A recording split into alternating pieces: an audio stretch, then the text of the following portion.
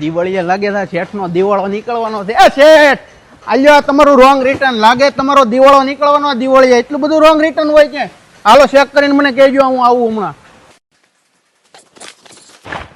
આ જોવો તો આ બધું રોંગ રિટર્ન આવે છે, તમે હરખું પેક કરતા નથી. આમાં નાખવાની હતી બીજી વસ્તુ ને નાખી દીધી બીજી વસ્તુ. આ મારે પોહાય નહીં હો, રિટર્ન ચાર્જ આવે.